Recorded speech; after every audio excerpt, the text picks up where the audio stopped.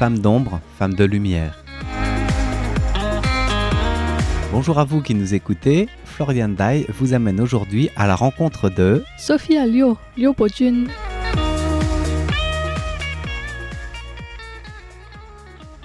Et voici donc la fin de cette série de 3 émissions sur Sophia Liu, donc Liu Bojun en chinois. C'est une femme qui aime le sport depuis toute petite, en particulier le taekwondo et le baseball. Et comme au baseball il y avait des mauvais arbitres, eh bien elle s'est dit que c'était possible de faire mieux. Et elle a dû se battre beaucoup pour pouvoir participer à la formation d'arbitre, pour pouvoir obtenir un stage, pour trouver un équipement qui lui soit adapté, parce qu'il n'y avait pas de femme arbitre à Taïwan à cette époque. Elle n'avait pas le droit de toucher au matériel à cause de tabous, comme quoi ça porterait malchance si elle touchait les balles ou la batte de baseball. Et donc, c'était difficile pour elle aussi de devenir arbitre principal, d'arbitrer des matchs qui ne soient pas que des matchs d'enfants ou bien des matchs féminins. Mais finalement, elle a réussi à dépasser ces obstacles un par un. Elle a continué grâce au soutien de sa famille, d'autres joueurs et arbitres également, grâce à sa ténacité aussi. Et puis à de l'aide qu'elle a reçue de l'international, avec entre autres l'équipe des Yankees de New York. Et en 2017, elle a obtenu le titre d'arbitre international de la WBSC, donc la Confédération mondiale de baseball et softball. Et aujourd'hui, nous allons donc parler de ce qui s'est passé après. Je lui ai demandé, à partir de 2017, donc, est-ce que quelque chose a changé pour les femmes dans le sport, dans le monde du baseball? Elle a dit que oui, effectivement, il y a plus de femmes arbitres de baseball dans le monde et à Taïwan, et elles sont mieux formées.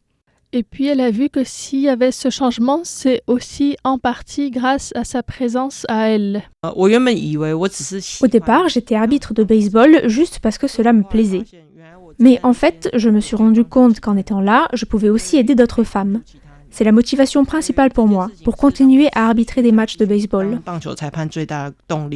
Et donc, je lui ai demandé de quelle manière est-ce qu'elle a aidé d'autres femmes concrètement en étant arbitre de baseball. Il y a une fois qui m'a beaucoup marquée. J'étais arbitre en chef d'un match amical en quart de finale. J'ai été interviewée après le match et une vidéo est sortie aussi dans d'autres pays. J'ai reçu un message sur Facebook de la part d'une étudiante japonaise qui disait avoir vu mon histoire et qu'elle rêvait de devenir arbitre de baseball elle aussi. Je lui ai répondu que j'étais persuadée qu'elle y arriverait, qu'elle me demande si elle avait besoin d'équipements de protection féminin ou de n'importe quelle autre question. Nous sommes restés en contact et 2 ans plus tard, elle représentait l'équipe japonaise et on a arbitré ensemble au championnat d'Asie de baseball à Hong Kong. Encore 2 ans après, on a de nouveau arbitré toutes les deux à la Coupe du Monde aux États-Unis. Elle s'appelle Sato Kana. C'est vraiment une arbitre exceptionnelle que j'admire beaucoup et je suis très heureuse de pouvoir encourager plus de femmes à devenir arbitres. Sophia Liu m'a expliqué également qu'il y avait un programme de développement du baseball féminin dont la première étape a eu lieu en Indonésie et elle a été invitée pour enseigner là-bas. Alors elle était surprise au début puisqu'elle n'est pas professeure de baseball et donc elle demandait pourquoi est-ce que c'est elle qui a été invitée pour ça. Et en fait la réponse c'est qu'elle-même elle est musulmane, c'est une femme qui a reçu plusieurs récompenses, entre autres en 2019 la récompense du comité olympique Femmes et Sports. Donc il faut savoir qu'il y a 6 médailles, une par continent, plus une autre mondiale.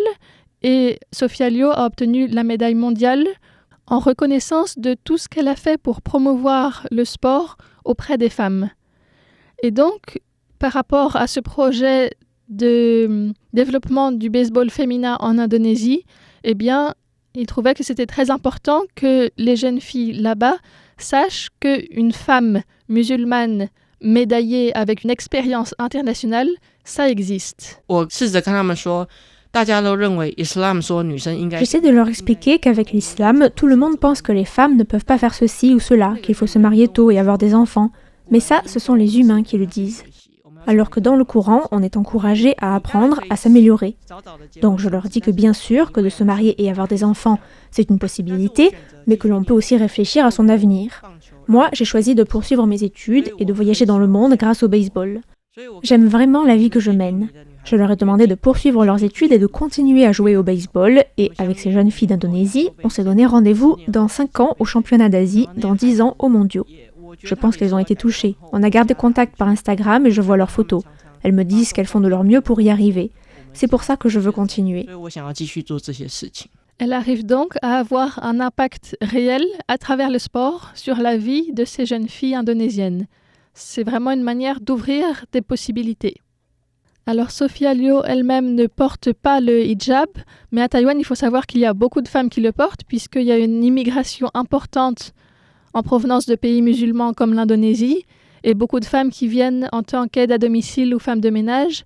Et donc, le voile est accepté dans la société taïwanaise. Il n'y a pas de débat autour du voile, si on doit autoriser ou l'interdire.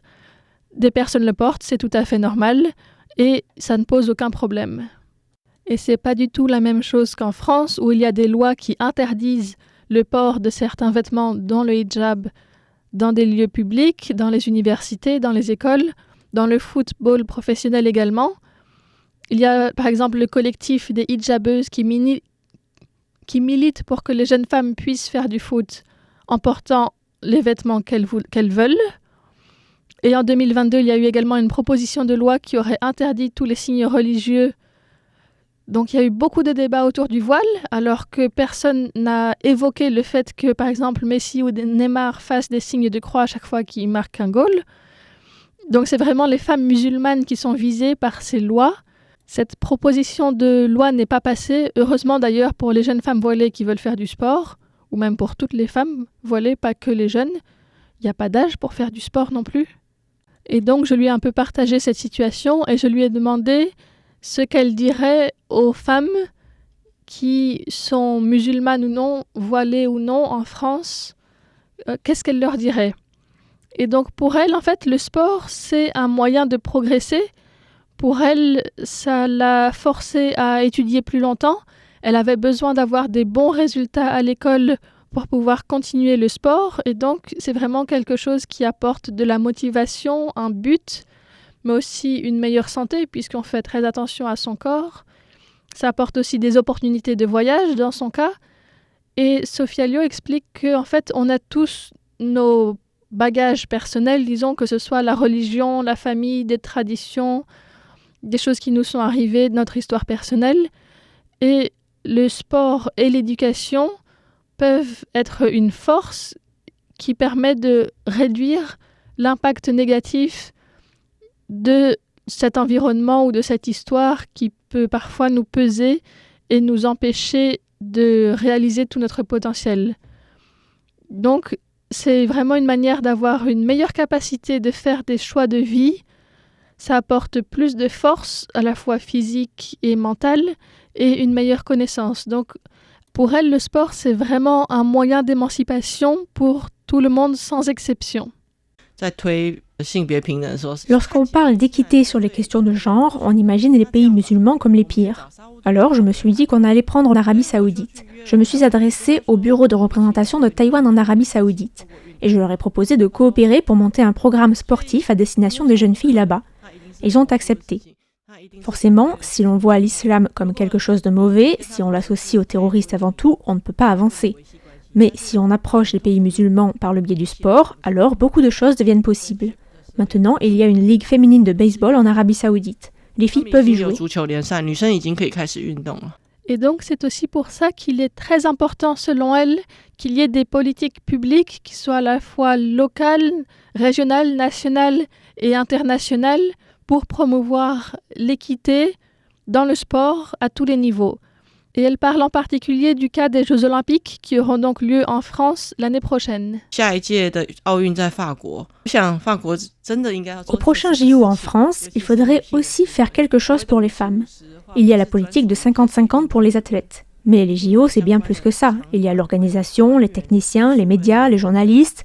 Si c'est possible de s'assurer de plus d'équité à tous les niveaux dans ces événements majeurs, et pas que pour les athlètes qui subissent déjà une sélection très difficile, pour tous les autres, les arbitres, les équipes de télé, etc., si c'est possible de former des femmes et de les laisser participer, alors non seulement elles y gagneront en capacité, mais aussi en confiance en elles pour, par la suite, oser faire ce qu'elles veulent. C'est également le cas dans les médias puisque les athlètes féminines ne font que 4% des actualités sportives. Il y a également très peu de femmes journalistes sportives ou bien présentatrices, commentatrices des matchs sur les chaînes sportives. Et pour y faire face, Sophie Alliot a monté une revue donc bilingue anglais-chinois qui parle des femmes sportives. L'idéal, ce serait qu'il n'y ait pas besoin de faire tout cela, mais en attendant, Sophie Alliot rêve de continuer à aider les plus démunis à gagner confiance en soi, à s'ouvrir, à trouver une place positive dans la société à travers le sport. Le sport m'a apporté beaucoup de belles choses et j'espère pouvoir les partager avec d'autres.